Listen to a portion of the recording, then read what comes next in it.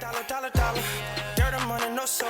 Had to go and get it, ain't no time to kick it. Got a stack and flip for my foes. Dollar. Please tell me you can hear me. Don't turn your back and don't neglect me. Just let me know if you need me. Dollar. Let me watch out for my partners. Keep my money long, get my team strong. Let me run away from my problems. Yep, what's good, original crew, man? We're back with another Patrick CC visual today, man. We got Pedro Pascal is a ticking time bomb. You know who Pedro Pascal is? Mm-hmm.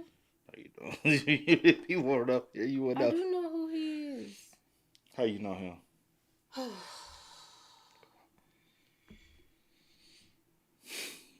Hey, with that being said, before we get into it, make sure y'all check out the links in the description box. Down below. You already know what is going on, man. If you want to first support, all you gotta do is check out down below. Also, if you enjoyed today's video, Like it with a thumbs up. let's get into it. Let's check it out. Let's see what's about. You know anything about this? I've been hearing stuff, but I don't know like detail about. What, on TikTok? She be on TikTok. I don't be on TikTok, so I don't be knowing. But I don't know what he about to be talking about. But I just be hearing like little stuff here and there. About him?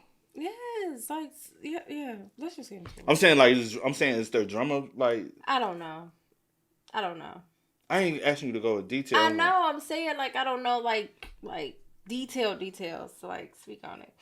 Hollywood has decided that their next cultural superstar is Pedro Pascal, as he has been chosen as the leading man in 4 major films per year with no signs of slowing down. And while most actors get roles for, well, incredible acting, Pedro seems to be securing roles for other reasons. The 50-year-old has been labeled as the perfect representation of modern masculinity, having a rugged, sexy exterior, but also a soft, gentle, and kind soul who appreciates women in a way that most other men seemingly can't. And they're going to have you introduce yourself. Let's see your nails first. Oh, yes, of course. They're very like? nice. Yeah, they're very beautiful. You're welcome. He has even been labeled the, quote, daddy of the internet, a title that he happily accepts. But daddy is a state of mind, you know what I'm saying? I'm your daddy.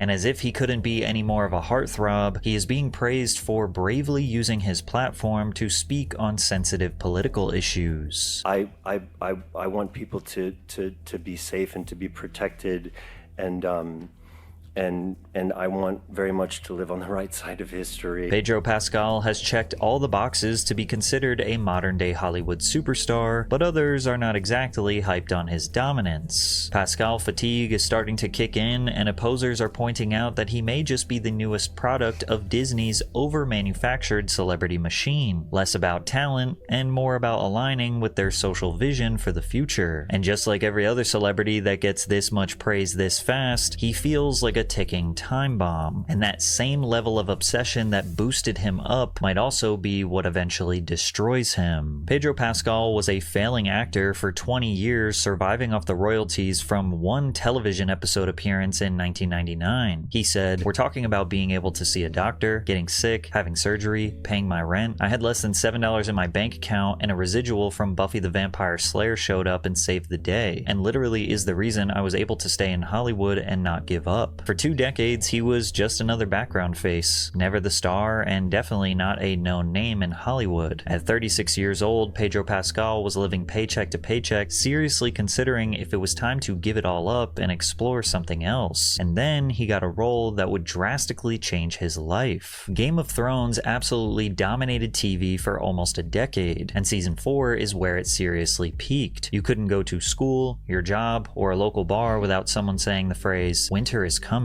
So when Pedro got the role of Oberyn the Viper Martell, he knew millions around the world were going to tune in.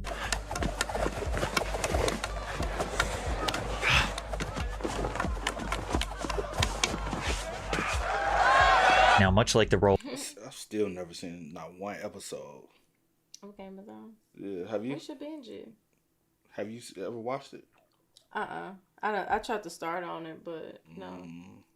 roles he secured in the past, this character was only going to last a few episodes. Before the audience could truly get to know the Viper on a deeper level, the Mountain, a massive and brutal knight, would manhandle him, gouge his eyes out, and crush his skull. But somehow, Pascal managed to turn this short appearance into one of the most memorable Game of Thrones episodes of all time. One of the best duels in the entire series. Loved Oberyn's confidence. It's been 11 years, I'm still recovering from this scene. However, it wasn't just this fight that fans loved. Pascal brought a natural charisma to the role. He pulled off a unique combination of elegance and aggression that perfectly fit the part, as well as the undertones of the character's sexual orientation without overdoing it. Pedro said, "He was dangerous. I'm not dangerous, but I have a sharp nose. I will probably be playing bad guys forever because of my face." There was something so sexy about the character. I loved stepping into that fantasy. One of the things that the creators told me was just by mention of his bisexuality, there was a flamboyance the actors started to attribute to the character in their auditions. That never occurred to me. He seemed so male to me. The fact that he was bisexual had nothing to do with his exterior persona. Pedro was very artistically motivated, which is on par for an actor first breaking into mainstream Hollywood after years of grinding. He was just grateful to be included, letting the work speak for itself. I actually found this old interview clip where he seemingly stopped himself from saying something he might later regret. I would have, if I had to I had a really, really great time playing this character. And because of his professionalism, over the next 3 years, Pascal was getting jobs thrown at him left and right, playing heroes and complicated characters seeking justice by any means necessary. He got the chance to work with Matt Damon in The Great Wall, played the lovable American Secret Service member, Whiskey, in Kingsman: The Golden Circle, and arguably got his second biggest role after GOT, which was starring in the Netflix show Narcos as Javier Peña, a DEA agent hunting for Pablo Escobar. Pedro was quickly becoming a Hollywood favorite, and like most modern Hollywood actors, he ever so slightly began to make casual conversations political. On his Instagram, he posted comics about right-wing extremists, demanded action against firearms in America, and made comments about foreign affairs, such as sharing doodles about how it was a big mistake for Britain to leave the European Union, or when he criticized the actual DEA after playing a role as a DEA agent. You know, it was weird because, like I said, I'm from Chile, and I am a child of socialist political refugees. We are very, very liberal. And I can't seem to shake the feeling amongst the DEA, because, I mean, I don't want to accuse them of being conservative, but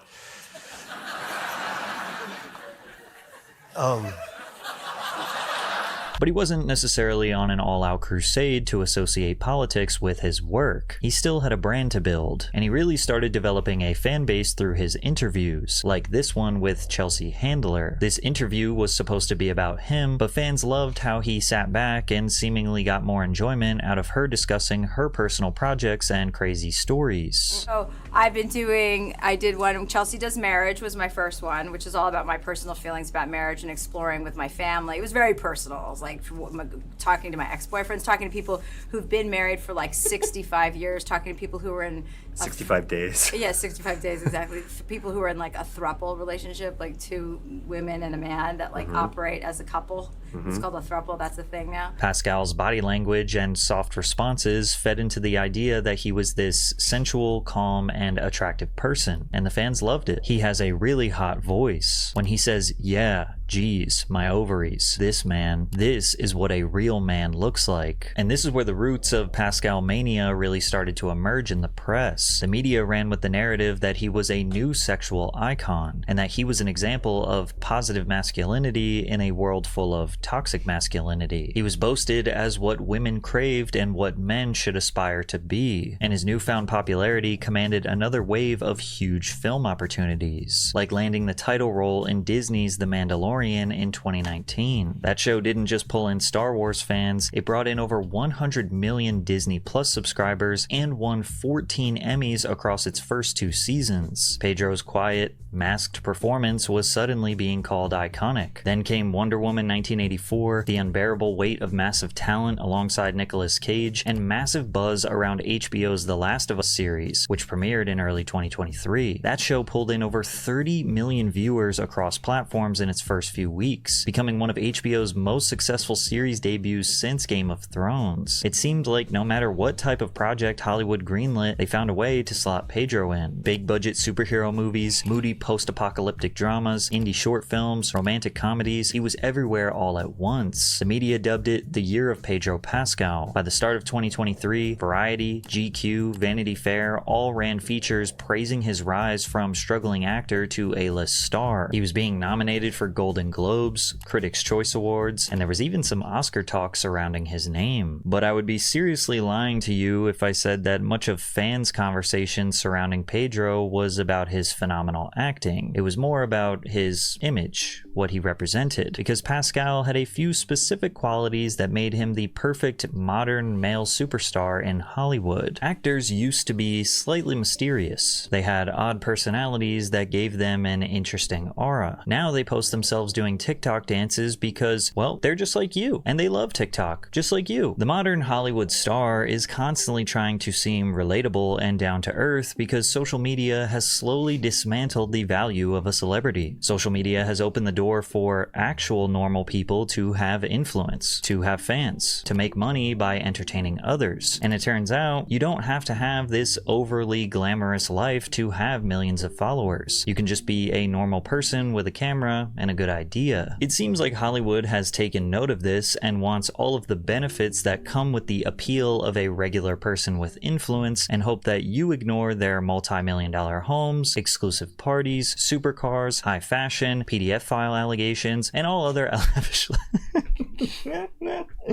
Alright, that was too much. But it's hard to blame them for doing this when it clearly works. We've entered a phase in entertainment where an actor's online personality actually generates more interest in their films from fans. A quick search of Pedro Pascal. But does it generate more revenue? Because not too long ago, I know I was listening to someone, they were talking about how Denzel was breaking down, which Denzel is of old school. You know what I'm saying? Yeah. You got to take that into account. But also, he was talking to, I heard he was talking to Michael B. Jordan. And he was telling him, like, you expose yourself too much. You're exposing yourself, like, what makes them want to tune into movies and on the platforms where it counts. Yeah. If they feel as though they have unlimited access to you. And I'm like, low key is true. Mm-hmm. To a degree it's true. Yeah. Because even the art of music, we in school we was talking about how at that time mixtapes was still relevant. Mm-hmm. And how the influx of mixtapes and online music was coming out every week. Every week you had 2-3 new projects you can listen to. Mm-hmm. Then you had the albums, and then that was when also during the time period where albums went from Friday to Tuesday. I remember that during that time period because people would put mixtapes out, and people would prefer to listen to the mixtape on Fridays instead of the album. So now the albums, instead of it coming out on Tuesdays, they went to Fridays putting the albums out. Yeah, because for the weekend. And now it's like, okay, because when you go to the club, you want to hear that mixtapes joint that just dropped. You already heard that, you know? So you got to follow suit. But also the oversaturation of that made the music decline. I do feel like sometimes oversaturation does decline the mystiqueness of a celebrity. Like, if they always have access to you, what makes them thrive for more? Yeah. Like, no matter what you do, I think there still should be a form of privacy. I don't think people should. What makes one feel as though they're I'm trying to find the word for it. Entitled, but just use the term entitled to know your daily life. Mm-hmm. You know what I'm saying? And I guess because of the advancement of social media and how people became comfortable with it, I'm still part of the nature of everybody don't know where you need to be at that time. That's the reason why I like the IRL stuff. I'm like, y'all gotta kind of chill with that. You know what I'm saying? Because y'all are like literally vlogging in real time. If somebody really wants to do something, you never know the mindset of half of the people in this world. Mm-hmm. You're letting them know where you at, how you moving. Even like, I don't want to have to feel like I have to go to the shop. I have to go to Target, but I need a bodyguard. Yeah. I want the freedom. I like the sanity of being able to step out of my home and be able to walk free and just enjoy life. Yeah. The normality of life. Yeah. You know, like we have ran into people who are, y'all from kids, and I'm like, yeah. And it's a normal experience. It's not something I'm like, appreciate it, man. Thank you. We have that. I'm not big headed about that. I'm just an average everyday person. We do reactionary content when the camera go off, man. I get on my PlayStation, I vibe out just like you. I binge watch stuff just like you. Mm-hmm. Like y'all watch these videos, we tune into stuff off camera. Like we just like y'all. Only thing is we just push record some days. But I do like I do kind of wish people would go back to some of the oldness of privacy. Yeah. And everything doesn't have to be posted. You get what I mean? Facts. Oh, did you want to chime in? No. He actually generates more interest in their films from fans. A quick search of Pedro Pascal online and you will get seemingly endless content that describes him as a chaotic ray of sunshine, the funniest man alive, or being a living meme, or restoring their faith in men. And because of this, interviews of him almost always have a segment devoted to teasing him in an erotic and awkward way. Like when Pascal was interviewed about his role in Disney's Mandalorian, reading a comment sexualizing his literal knee. Tell us about your slutty little knee. What are you talking about? Not your knee. What do you mean? And while the whole Hollywood heartthrob thing is nothing new, some people are beginning to wonder if this is all forced, feeling that it almost seems like he and Hollywood are campaigning to build him up to be something more than he actually is. For Pascal, almost every interaction he has feels perfectly manufactured for social media virality. He responds to heartfelt questions with a little stutter, places his head in his hand, and does not break eye contact when other women are telling their stories, like he's charmed by every word they say. And there are long compilations where he stops discussing his movies to take a look at the woman's painted nails. It's PR train. Mm-hmm. That's the difference of now people feel it, and that's entertainment business. Once you go like understand the industry, there's plethora of jobs in the industry and faces in the industry that you don't see. Yeah. But these people are there to mold the celebrity into to be just that. Yeah. He could be very well PR trained, marketed trained to be able to sell the product. Yeah. Is it lying? To a degree, but that's what y'all fell in love with artists and celebrities in the 70s, 80s, 90s, early 2000s, early 2010s, just into recent. Mm-hmm. But the high-end celebrities still have those people. Yeah. It's just these new age people that think they can do whatever. That's the reason why their careers don't last long, and they don't have all of them have machines. Yeah. And that's what it is. It's a machine. Yeah. As you get bigger, you need a machine. True. So I feel like his could be a combination of just his personality, possibly. Don't know because I don't know him like that on that level. Let me ask you a quick question. My bad. Go ahead, finish your statement. I'll remember. My bad. I feel like it could be a combination of both. Maybe just a little personality on top of a lot of PR as well. Which with the combination, it just makes this, I guess, well-rounded person that y'all see, that y'all have grew to love. Yeah. I guess. I don't know. But what was you about to say? Is this kind of what you be saying on TikTok about him? Well, I've seen some other stuff, but I'm just trying to see if he's going to bring it up. Okay. I got you. I was just wondering because I'm like, yeah. Because you never, like, some stuff you tell me about. I really don't tell you about much. Exactly. That's what I was about to say. You indulge in TikTok way more than me. Like, every time you see something, you tell me or send it to me. Yeah. But I don't do the same. Yeah. Y'all see how that is? Y'all see how that is? I don't know, because I just see things. When I find I stuff take out- it in and then I just move on. When I find out stuff, I'll be like, ooh, let me inform her. Let me keep up. She don't do the same. I try to do better. Nah. But also, you can't send me TikTok stuff. I can. You just don't like when I do. I'm saying, Oh, you said. I'm saying you can't because I don't care about TikTok, bro. Even though I had an app, I was created the TikTok account for us. I just don't care for. I never cared from the day. But like, it is what it is. It's an app people utilize. Yeah, well, it's neither here nor there. Let's move on. No, I'm not just trying to. Ain't trying to shit on it. But do y'all? See what you got? What you got?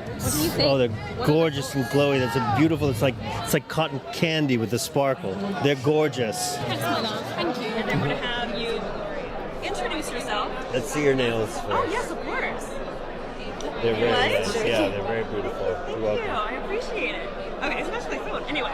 Can I just say one thing? That your nails, they bring out the color in your eyes. I'm not trying to flirt, but it's so into. I've been kind of obsessing with everybody's. But you did that on purpose. I didn't did you? that on purpose. It How really did I works. know? It's very, very It's good. because I bought this weird, really amazing metal ring, and It's I a needed to great- find something to It's go a with it. great color. That's awesome. Hey, thanks. Thank you so much. And as a fan of your nails, I would like you to show them to me, please. Oh, come on, please. And look, Give me fetish.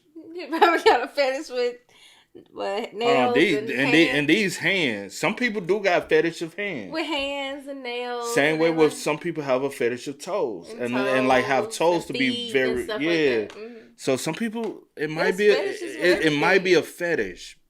Yeah. A little weird. Now one or two compliment, I'm like, all right, he's just complimenting, but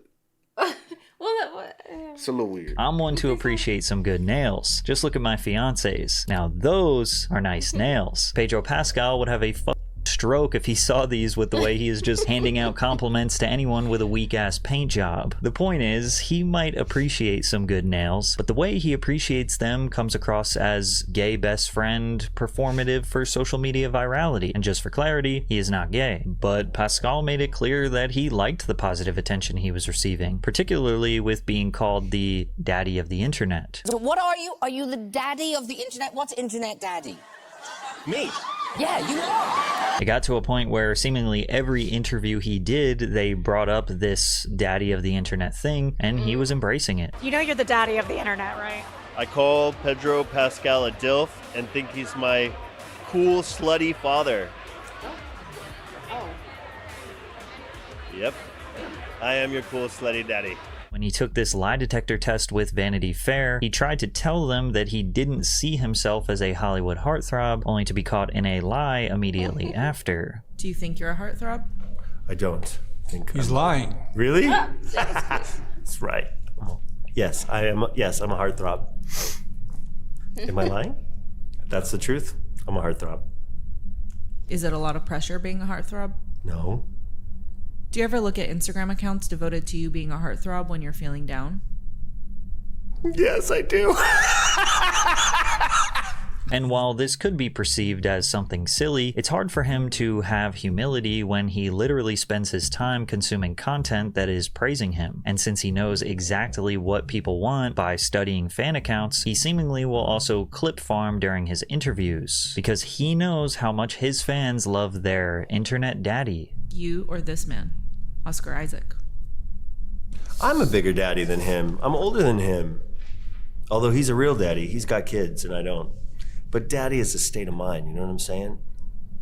I'm your daddy. It's hard to argue against Pascal leaning into this image that he has been given for his own gain. I mean, it's just smart business at this point. But it starts to beg the question of how much is genuine and how much is performance for his mostly female fan base. Even Pascal's obsessed and loyal fans felt like they were getting the "we must sexualize and obsess over Pascal" narrative shoved down their throats. One fan said, "It was cute at first, but I think reporters have taken it too far. It's a lazy way to try to get a soundbite. Interview him. Don't just talk at him about a kink and expect him to respond. I don't promote anything calling him daddy anymore. It's like you took a bite of cake and thought it was good and now it's being smashed in your face. But among his fans, this was not the popular opinion. The positive press was working, and Pedro quite literally started dominating Hollywood. Within a single year, he was starring in HBO's The Last of Us, which wrapped its record-breaking first season in March. Less than a month later, season 3 of The Mandalorian premiered. That's 2 lead roles on 2 of the biggest streaming platforms in the world running simultaneously. Then he was cast as Mr. Fantastic in Marvel's Fantastic Four reboot. Full superhero franchise commitment on top of everything else. In between all of that, he took roles in Ari Aster's film Eddington, Ridley Scott's Gladiator sequel, the highly anticipated crime drama Drive Away Dolls, multiple projects filming back to back, overlapping press tours, award show appearances. At one point in 2024, Pedro was working on 4 different major productions at once, bouncing between London, Los Angeles, and Morocco. To put it into perspective, most A-list actors take on 1 or 2 major roles per year, 3 if they're grinding. Pedro was attached to at least 7 confirmed film and TV projects between 2023 and mid-2025, and that's not even counting voice work or cameos. His agent even admitted in a Variety interview that they were turning down 10 to 20 scripts a month just to manage his schedule. And yet for fans scrolling through social media, it seemed like Pedro was somehow always available, always charming, always present in interviews, always asking about others' nails. He was being propped up as the cultural icon of the 2020s, and I personally witnessed the effects of that in real life. A few weeks ago, my fiance and I were eating lunch in this really cramped restaurant where all the tables were side by side, and next to us was a young woman who was finishing up her meal, and then the waiter came over and asked her if she wanted dessert. She said, "No, I'm saving room for popcorn at the movies," before saying that she was going to see Materialists. And the waiter was like, "Oh, is that the movie where..." And you could tell he tried to explain the plot, but he didn't really know like what the movie was about. As he was like stumbling through his explanation of the plot, the girl literally just cuts him off and says, "Honestly, I don't know what the movie's about, but I'm just going to see Pedro Pascal." And I was thinking about doing a video about Pedro Pascal, but that was really the moment where I realized that I had to, because I thought it was extremely interesting that a woman in her early 20s was going to the movies by herself on a Saturday, not because she was interested in the movie, but just because she wanted to see Pedro Pascal. And I can't help but feel like this type of notoriety in our modern social media climate is like a ticking time bomb. The longer Pedro stays on top, the more he risks becoming everything the internet loves to tear down: overhyped, overexposed, and maybe worse, a fraud. And nothing will bring on the hate train faster than when an actor shifts the conversation from their acting to their political views. But the first indication of a shift against Pedro Pascal was when fans noticed he had a habit of constantly touching and caressing his co-stars, particularly when this clip went viral of him grabbing Vanessa Kirby's hand. Now, Pedro has said multiple times in the past that he suffers from anxiety, and whoever posted this video said that grabbing someone's hand will help calm his nerves. And even if this were not true, it's clear that Vanessa is consenting to this as she looks back and grabs his hand. But outside of this situation, he definitely likes to... It did kind of...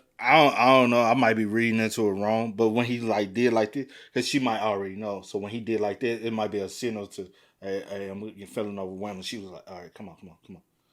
Yeah. I might be taking it wrong because I'm not a therapist. I took what is it? Psychology. Oh, psychology. So I might be reading into it wrong.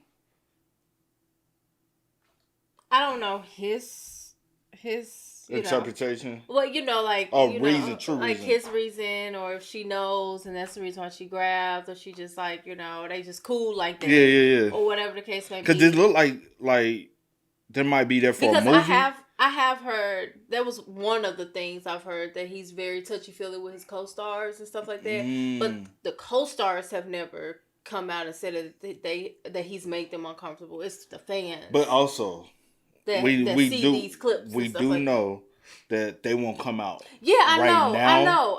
But it'd be like years later. I'm just saying, it's a talk now. It's a conversation because I guess the fans have noticed. Oh, Fantastic Four just came out too, and they're making it, like this thing or whatever the case may be. But I agree with you. Like later on, sometimes like, hey, this happened on set, and I didn't. And that clip that went viral is because we were doing promo. and I didn't want to make, but at that time, so sometimes, you know, things like that. I will hope not. You know what I'm saying? You never want that to be a thing. But I will say, just from somebody that has anxiety, it does calm me down. I am a very, like, touchy person. And I do feel like I guess you're, like, I don't know who his safe person is or safe space or whatever the case may be, but I guess, like, touching or holding hands or just, like, if I can feel you, touch you, it does calm me down. Yeah. But that's just me. Because we've been in spaces where you experience anxiety a lot. And we've been in spaces, she's like, okay, I'm feeling overwhelmed. I'll be like, see, chill, I got you. And I'll be like, just for the reassurance. Yeah, cool. You know, somewhat. What? No. Say what you gonna say. Say it with your chest. It's easier. Like, yeah, I get you. No, it's easier said, but yeah. But now I'll be just trying to reassure the fact that, like, you good. You gonna be good. Yeah, but I don't know. You know, maybe she does know. Maybe, you know, like I said, they just cool like that. She don't feel like it's one of those type of things. Yeah. But I don't know. Never know what conversation they have behind closed doors. True. He looks back and grabs his hand. But outside of this situation, he definitely likes to grab women's hands, kiss hands, and maybe even run his fingers through their hair. Now, we don't know what types of relationships he has with these women behind the scenes. Obviously, we would strongly assume that they're friends or maybe even more than friends. But if he was not this Hollywood heartthrob or exuding soft and safe feminine energy, they would call him creepy, or that he has where my hug at energy. And it's always starting to happen. This post went extremely viral of Pedro posing with the cast of Fantastic Four that read, "If I saw another man holding my pregnant wife like that, someone is getting a black eye and some broken teeth." To which commenters sarcastically replied, "It's okay, he's gay and has social anxiety. His hand is just above her ass to keep him from having a panic attack. Don't be insensitive." Now, Pedro and Vanessa are married in the film, so perhaps they are being affectionate to help sell the movie. But in real life, they are not together, and Vanessa is having a baby with her current boyfriend. However, Pedro and Vanessa... That's a big ass motherfucker, bro. They are not together. And that's a big ass dude, man. Look at them feet. Nah, you can tell just by the length of the legs and how the legs them feet huge, child. Them shoes long, them legs, them arms. Yeah, I'm gonna give him about, what, 6'6". I'll give him 6'6". He look like a tight end, bro. Yeah, he big though.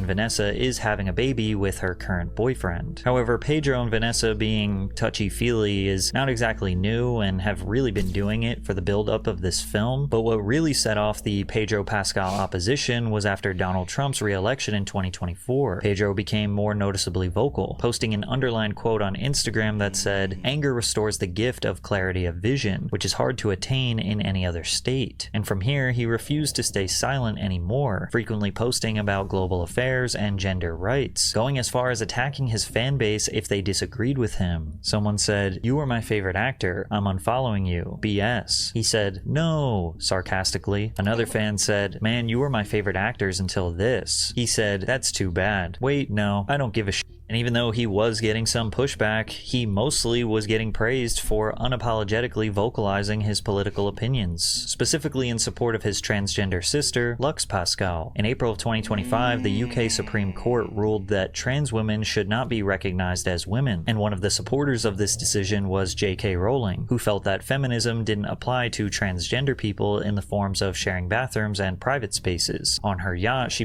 Oh, so that might be another reason why he's very, because it impacts his family and that dynamic. It's close to home, yeah. But this was one of the main things that I seen. Oh, okay. To transgender people in the forms of sharing bathrooms and private spaces. On her yacht, she posted a photo of her celebrating the outcome. The backlash against J.K. Rowling was enormous, although for some, it's unsurprising since she has a history of being extremely controversial. Pascal fired back at her saying, "Awful, disgusting shit is exactly right. Heinous loser behavior." And in a Vanity Fair cover, he doubled down by calling her a bully. The one thing that I would say I agonized over a little bit was just, am I helping? I want to protect the people I love, but it goes beyond that. Bullies make me effing sick. Rowling seemed pretty unfazed and provided a sarcastic reply to him. Can't say I feel very shut down, but keep at it, Pedro. God loves a trier. And regardless of a person's political affiliation, defending your family from the digital mob is a perfectly normal reaction. But once Pedro started speaking in interviews about his political positions, it started to come across as performative, like when he was promoting a movie called Eddington at the Cannes Film Festival and started discussing the mass deportations in America. I want people to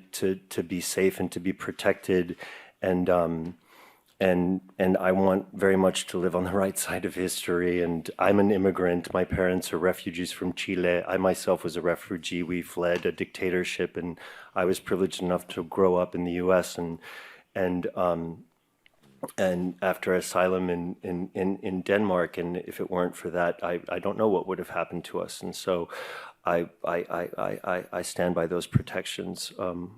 Always. I'm too afraid of your question. I hardly remember what it was. To have millions of dollars and be terrified to live in America. Oh, the humanity. It's ironic because the man sitting next to him, Joaquin Phoenix, came from being raised dirt poor in a cult and forced to be a performer on the streets of South America by his irresponsible parents. Pedro comes from an extremely wealthy Chilean family, and this comment isn't totally inaccurate. Pedro's mother was related to the nephew of former Chilean president Salvador Allende. Pedro's parents were supporters of Allende's socialist government, but after the 1973 military coup, they felt they could have a target on their back and moved to America. Pedro wasn't even 1 year old at the time, so he doesn't remember being a refugee. Pedro's mother, Veronica, was a child psychologist, and his father was a fertility doctor. They lived very comfortable in America. Pedro Pascal does this little like, ooh, he's so baby girl, ooh, he's so socially anxious, ooh, he's so darling sort of body language thing, and he carries it with him everywhere he goes. Ladies and gentlemen, I'm not buying it. I think Pedro Pascal has risen quite a bit as far as his heartthrob status to like playing into this like baby girl, meek, socially anxious sort of lean, and I don't think it's real. And with the negative press slowly beginning to rise, previous fans are now laying out their complaints about this 10-year push for Pascal, refusing the idea that he is a sign of positive masculinity or even a good general example for how someone should behave at 50 years old. Recently, there was a video of him simulating an act at a Last of Us rap party, I think it was, and that was caught on camera. Now, my problem with that is that Pedro Pascal is the leading man for a Disney family property, Fantastic Four. We also hear that he is going to be the leading man of Doomsday. Robert Downey Jr., it's really his movie, but the heroic leading man is going to be Pedro Pascal. And I don't think that that is appropriate to do publicly when you are supposed to be the face of this family brand all of a sudden. Even ideologically aligned news outlets like The Telegraph have started to change their tune, from overwhelming support to posting headlines like, "The star who could have Hollywood at his feet if Disney can get him to shut up." There's even been a phrase developed for this situation. It's called Pascal fatigue. Now, it is evident that the people who are sort of loudly rejecting Pedro Pascal's dominance are mostly right-wing or the anti-woke Hollywood crowd, but even neutral parties can recognize that he is just kind of a status quo Hollywood product. He is the safe option. A little bit of everything. A little bit of color, a little bit of talent, a little bit of class, a little bit feminine, a little bit masculine. You get the idea. He is the soft beige wallpaper that offends no one but is considered dull by everyone. But even though Pedro Pascal is the safe option right now, I can't help but wonder if that ticking time bomb is about to detonate, because as we have seen time and time again, actors who constantly make their politics the central focus always end up pushing it too far. One wrong post, one bad interview, one poor choice of words, and all that same fan base that have been praising him for years will turn on him in an instant. As one person said perfectly, he has the aura of incoming allegations. And hopefully that's not true. Hopefully he is just another actor who's passionate about their impact on the world. But I think there is one thing that we can all agree on, is that we don't need Pedro Pascal to be a leading man in 9 films a year. Yeah, I can see I it. agree that. I agree with that. I can see it. It's sad to say, but I can see it. It sucks, Maybe your but it's the team truth. just need to turn down a little bit more. Like, I know they said they turned down 10 to however much. Maybe turn down a little bit more. Maybe people you need to just, like, go away a little. You know what they gonna say? Turn down for... You know, maybe, you know, get the people... Less of you is more. You know what I'm saying? Because when you just always in people's face, I feel like some people just find something to hate you or dislike you or I'm tired of you or oh my gosh, like you guys are shoving him down our throats or whatever the case may be. Like you know, I don't know, but yeah, it's a lot. It's a lot. I wish the best for everybody, but hey, sometimes you gotta wish the best for yourself. Yeah. And learn how to move accordingly. Facts. If not, whose song is it? That's joint from, bro. That song used to get off like crazy, yes. bro. I've DJed with that joint before, and foes be the shot, everybody. Oh, what's that? That's Lil Jon, right? It is. I'm saying. Shot. But it's a lot. It's a couple of people on there, ain't it? I was trying to think of like DJ Snake. Yeah. Oh, okay. That's what I'm DJ thinking Snake. about. Okay. But DJ Snake and Lil Jon. DJ Snake, I think, just does the beat production of it, and then Lil Jon. But here, no there. Okay, sorry. That was random. Yeah, had nothing to do with this. But yeah, I don't know. I like them, and I also feel like I don't know. I feel like some people. Never mind. I ain't gonna get on that. I like them. I hope nothing, crazy comes about of any allegations of anything. Because you never want that. I want the best for everybody. I can just see it happening. Yeah, I can see it happening too. It never fails. It happens a lot. It happens to a lot of people. But yeah, we'll see.